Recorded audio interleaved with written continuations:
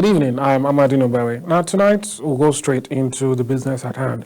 We'll be talking about startup culture, about the pitfalls, about the success stories, about the way forward to ensure that we get the best of startups in the country, particularly from the beginning stage to the stages where they deliver great impact economically to the people and to themselves. Tonight I'm joined by guest Ms. Gift Bassey. She joins me now to do justice to the issue. She's an expert in the field and an educator, and recently won an award for her efforts. She speaks to us tonight about startup culture.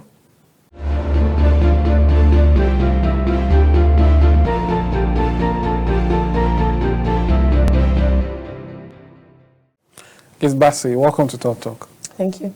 All right, I know you just won an award in the education category for the under 30 CEOs. How's that? How are you feeling about that at this point? I'm very much excited about it. It's a huge encouragement for me. All right, so let's talk about what led to that.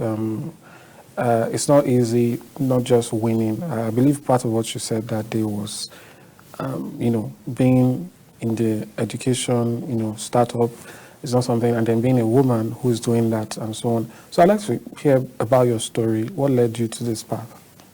Okay.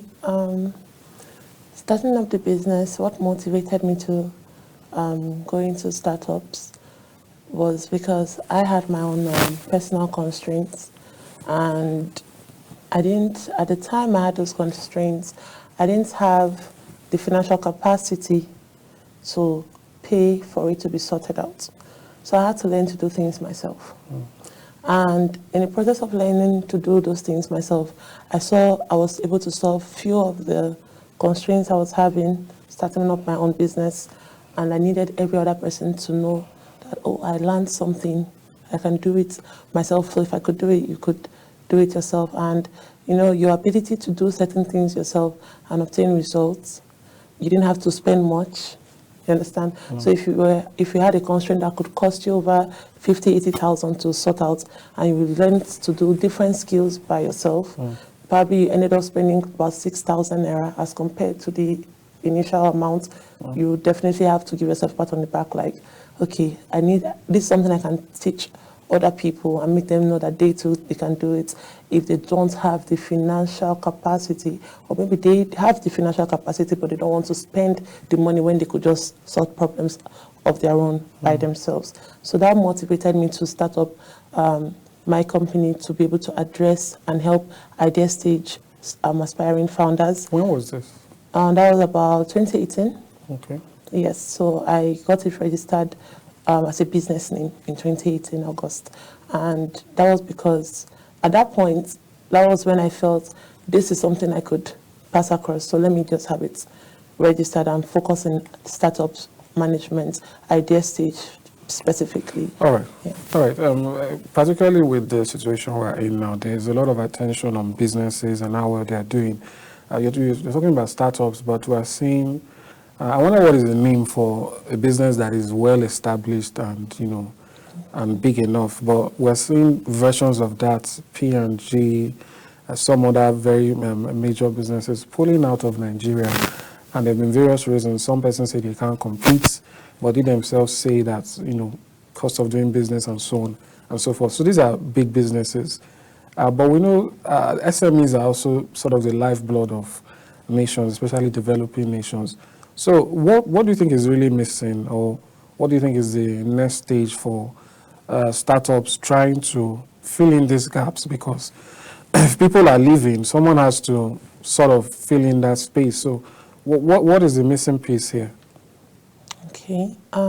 Personally, I feel if a company leave the market due to public competitiveness, or cost of production and existence in the market, they've left a very huge space for other people in that line to fill in.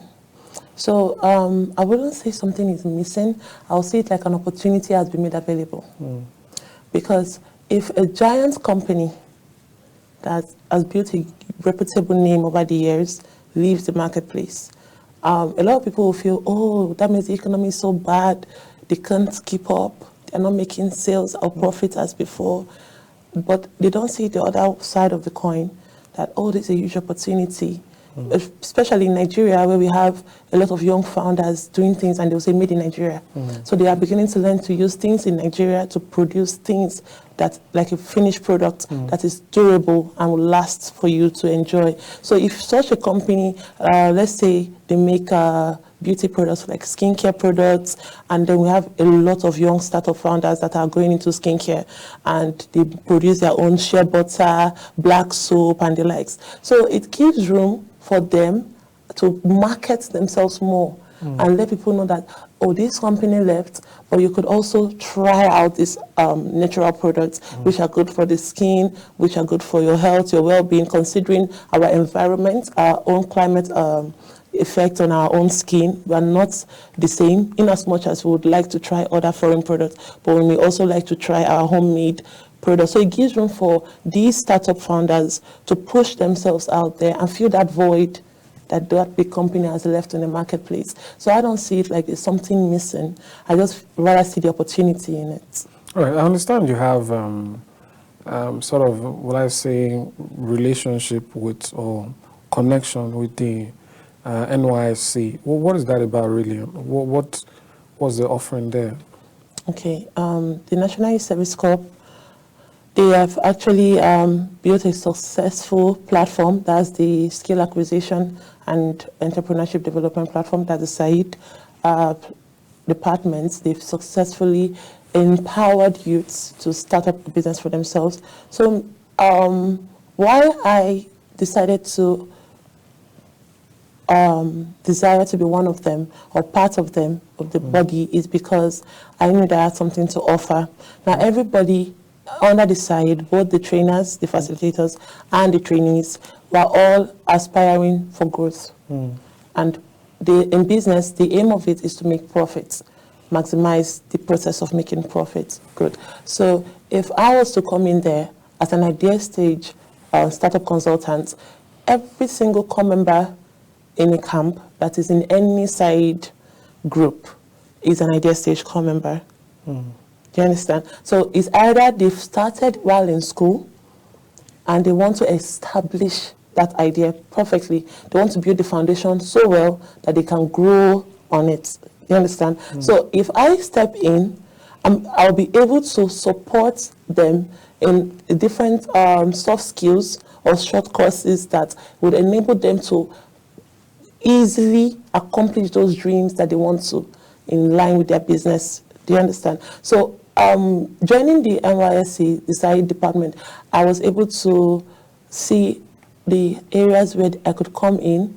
Some of the, now we have the products, we have the service. So most of the core members could be inside that handles products, while some will be inside groups that handles services. So we have to train them on how to brand themselves, how to package their products or package their services and present themselves to the world. So that's where my company comes in with the NYSC. So we just train mostly on product packaging, service packaging, and branding, how to do things yourself without having to. Branding right now, the cost is really high. Packaging as well. So if you're able to learn to do a lot of things on your own, it will help you reduce the cost.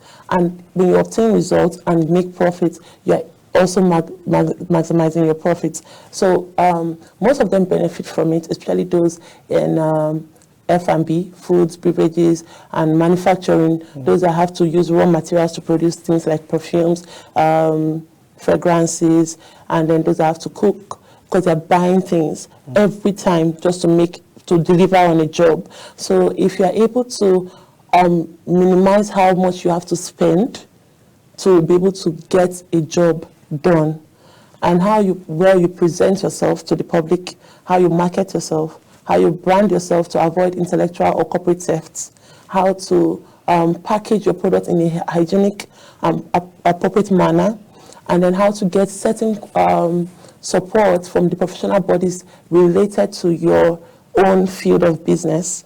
That's where we'll come in. If you're able to do that, then you'll be able to get your profit. At a young age, you can start making a good amount of money for yourself. All right. Before the program started, we were speaking, and you mentioned how it shouldn't always be about money. Yeah. And a lot of people want to start business because they want to have good life, and all of that. So tell us about that. It might be surprising for someone to hear that you shouldn't specifically go into business to make money. So what else is there? Well, if someone walks up to a potential customer or client and you want to talk about your business, your first 2 minutes, that potential customer or client should be able to know if you are marketing your business to get money off them, or you're marketing your business to help them solve a problem that they have. Now, most people may not even know they have that problem. So when you approach someone that has a problem that you could solve, and you tell the person, you highlight the problem, and the person now looks at you, they feel a bit insecure because you just spotted a problem. Maybe they didn't know, or they just realized that they're already insecure. Then if you tell them, this problem could be solved, I could come in, that is my expertise, I could help you in this area. Don't fidget, don't be thrown aback, don't worry, I'm not going to send you to go rob the bank or something. It's quite affordable, and you could also work on instrumental payments if you'd love to. And then you make the person understand that, okay, this problem, this is what probably could have caused it. And then the person will now look inward and say, oh, I probably did certain things, or I'm this kind of a person that could have made me to have this problem. So they are opening up to you. So by the time they feel comfortable discussing their personalities and the causes of that problem with you, you have almost sealed that deal. Then when they feel like, okay, you volunteered to help them, how much is it? Now they'll ask you. You're not the one telling them. You understand? So they want to know how much it will cost for them to solve that problem. And when you tell them, okay, I advise most of the startup founders to have price package, whereby you are able to meet people at the level they can afford.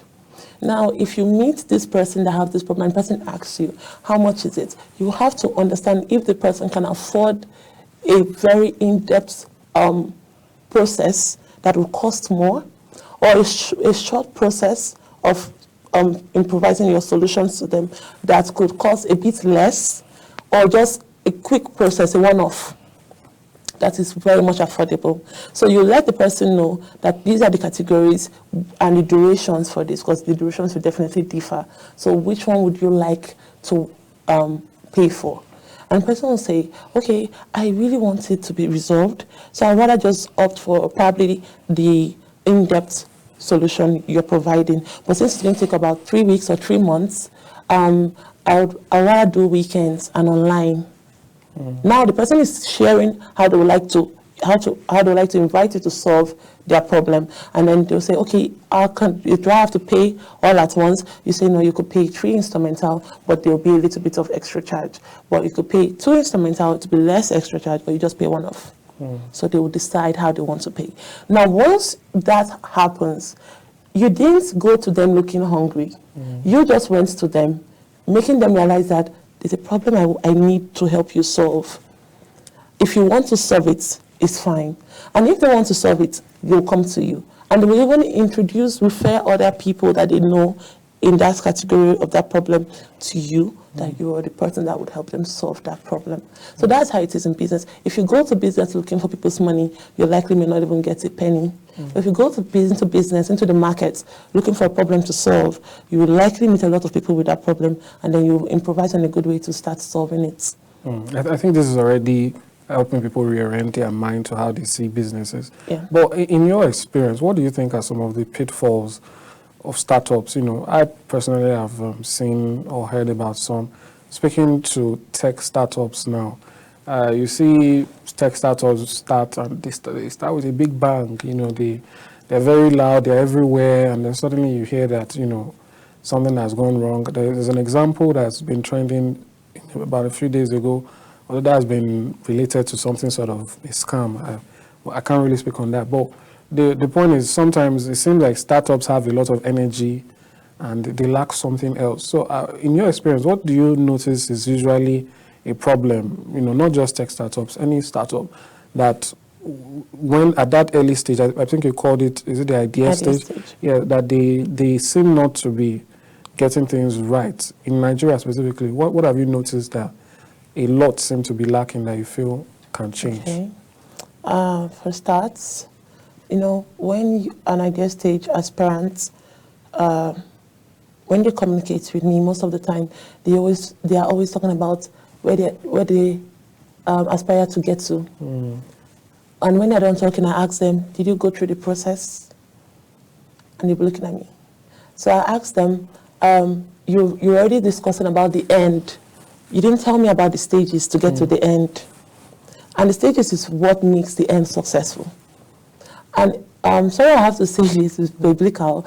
The Bible says that better is the end of a thing than its beginning thereof. So if you're looking into your business and you're not seeing it from the process to actually get to the end, you're already seeing it at the end before deliberating on the process to the end.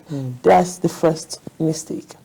Now, most business startups, the founders, when they want to start a business, they're always desperate for the capital.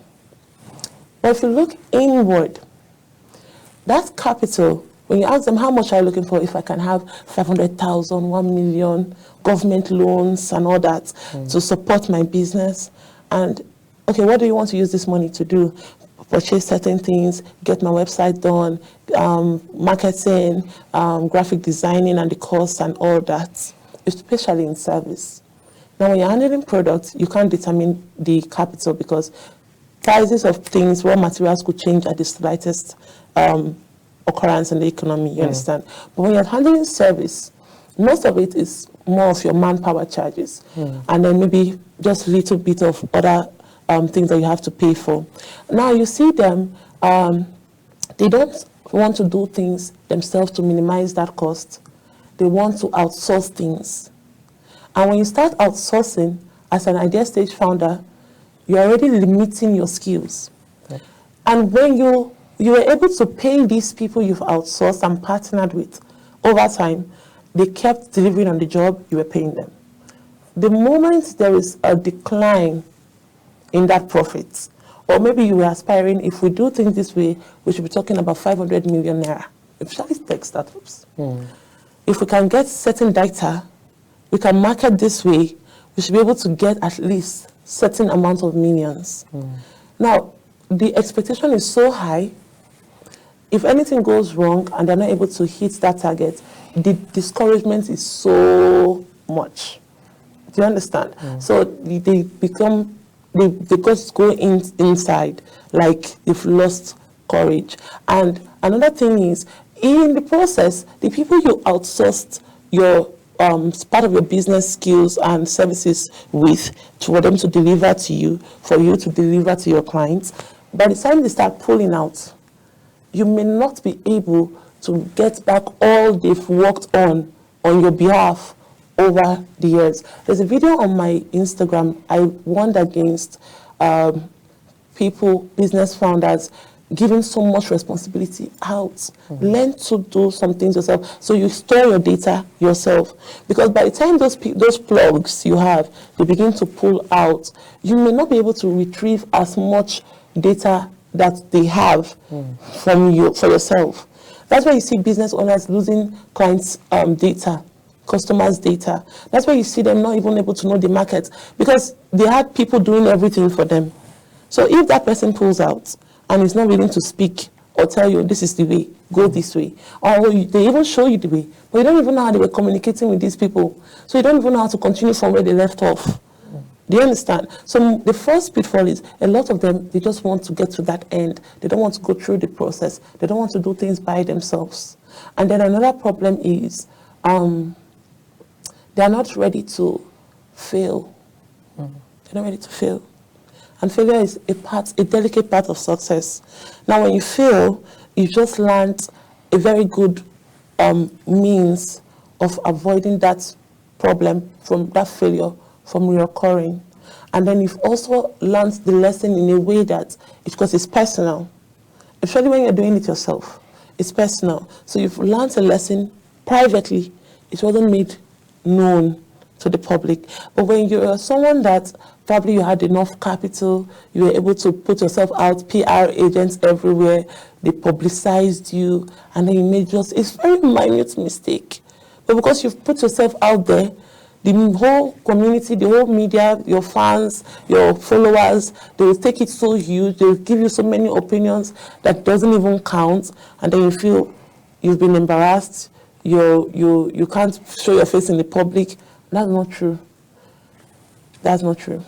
So I advise most idea stage startup founders to prepare their mind to fail, and assume each time you're stepping out of your house that there is a news out there you've not seen, that everybody is saying something terrible about you, and you don't actually care until it gets to you. And when it gets to you, then instead of reacting, you just respond. You just filter the one you need to filter out, and then work on the ones you need to work on.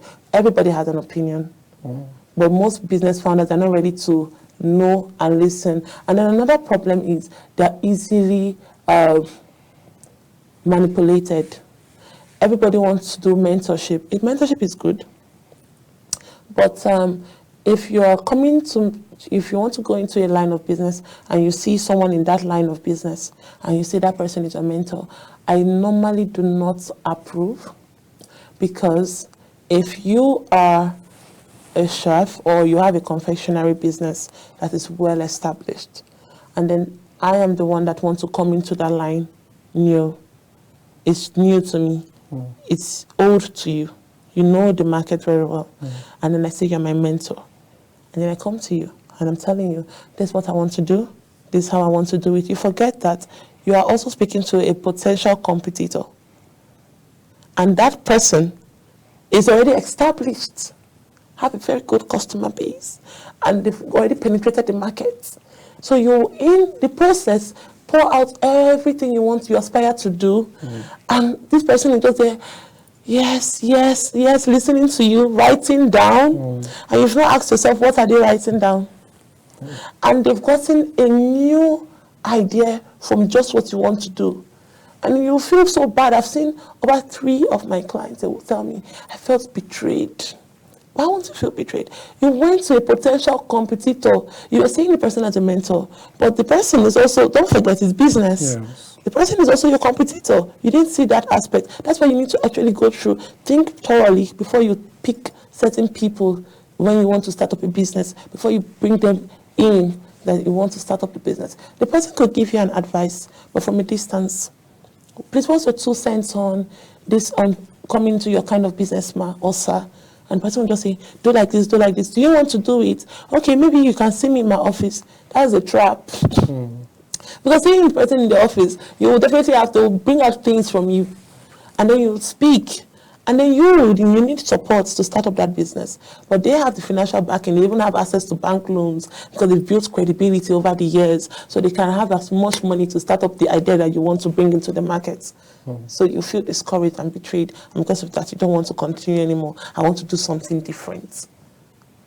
Do you understand? So a lot of, they're more like, they're innocent babies. Idea stage founders, aspiring founders, they're like innocent babies. They just want to be helped. They want to be supported, spoon-fed sometimes, but they don't want to stand and mature. And it's in the process of maturity and going through the rigorous processes, that's where you grow. And that's where you avoid being cheated. That's fair enough when you break it down like that. I guess another question now could be, is there any need, you spoke about audience before, is there any need to involve them in this phase, where you're just having the idea, you're trying to get things? I've seen this particular argument among startup founders, actually. Some say, this is what the people need, let's just go and do it. Others say, no, you need to go on ground and discover what people really want. And, they've had different arguments. So I wonder where really the middle line is. Is this something where if you're starting something, you have to go and find your potential customers even before you already have services to offer or goods to sell to them, or you begin it and then you start targeting them? Okay.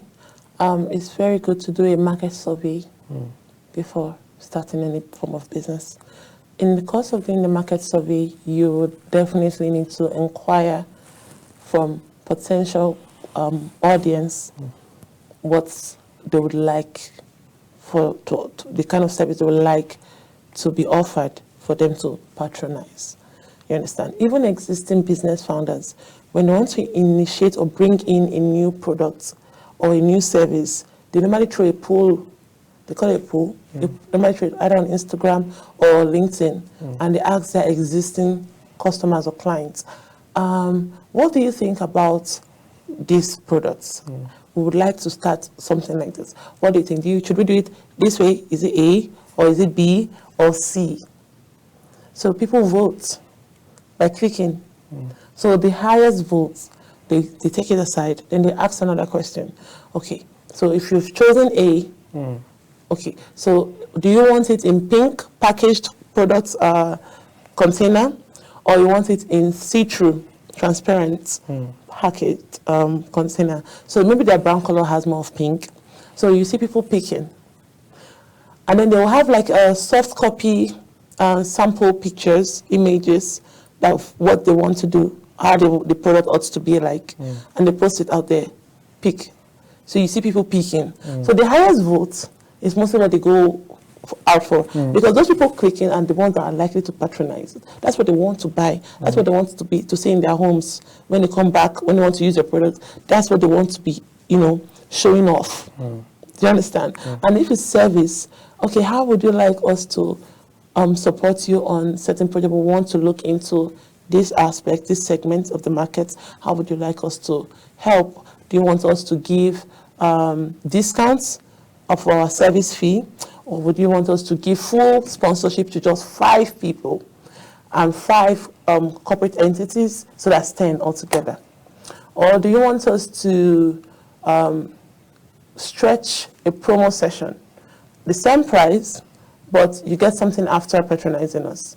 So you see people picking, we don't want the promo session, give us a discount. And some people say, no, just give full sponsorship for just 5 individuals, potential clients, and 5 corporate entities. That's B2B. So the ones with the highest votes, you'll definitely be seeing the voters. You understand? So they normally do polls. So if you're coming into the market and you're not doing your market survey, you're not doing polls, you're not asking questions or sending out questionnaires, which Google form has enabled, you could use your Google Forms and create a questionnaire kind of template. The questions should be there, and just get the link and share it on any of the platforms, Telegram, WhatsApp, LinkedIn, anywhere. You could even tell your friends to share it on their platforms and screenshot the results. You understand? And even at that, from the back end of the Google Form app, you could see the results. You understand? So you sense the link vast, and you're seeing the results. So you will now be able to fine-tune your decision. So those 2 startup founders that are arguing, the person saying they should do a market survey, they should go in depth and get to know what these customers actually need, not want, need. Then you now know how to penetrate the market is actually right. All right. I think that's an argument settled once and for all. So in all of what you've said, just to round up now, you've spoken about skills and entrepreneurship. I'd like to get your thoughts as to how important that is. There's the usual typical idea people have. I'll go to school, I'll study this course, I'll get a job, and so on. But I see more people trying to innovate, trying to create, trying to do all of that. So what are your thoughts on that, and how you feel it could progress in the future? Okay. I'm someone who supports when individuals want to acquire new knowledge. So regardless of what you studied in school, or some people, I've seen people that have over 3 masters, and none of them were in the same field or faculty. So that means they just want to learn new things. So they picked an interest and they just went to go and learn about it. So it doesn't matter how much you learn. What matters is how you implement what you learn. So if you're acquiring so many knowledge and you're not dishing it out, you're just a body of knowledge on your own and nobody's benefiting from you. It's not right. So what I would advise is if they desire to learn something different from what they had studied on campus or in school, that's permissible. You could go to a professional institution or college or professional body, acquire that knowledge, and ask yourself, why do you even want to do that? because education is not something that is brief. We learn every day. Yeah. So it's a continuous process. But if you're learning and you're not able to actualize or practice what you've been taught, then where is the proof that you actually, how do you want us to know that you're actually educated and you're aware of certain things in these aspects? You understand? We have individuals that read accounting, and today they are successful cinematographers, drone pilots. They are doing so well for themselves in a very different technical aspect. And you ask yourself, is it not the same brain that they used to do accounting? How come, in fact, some even as small as English? And people will say, hey, is it not English you went to learn? How come we are doing something in tech? You see people doing cybersecurity and they learn something like English. Like, how? So why didn't you just learn it then? It's about passion. When you have zeal for something, you go for it. But let it be that when you go and study those things that you want to acquire knowledge about, you come back and give back to the society. So it's either you're going to be training others, or you're going to be like a freelance person. You're going to be helping people that needs help. That's knowledge would be able to support them to achieve solutions. So you, one way or the other, find a community or a place or a way to give back on that knowledge. Thank you so much, Gift Bassey. You really enlightened me on the startup phase and what needs to change and what needs to get better and the way things are. Thank you so much for coming on the program. I appreciate it. Thank you.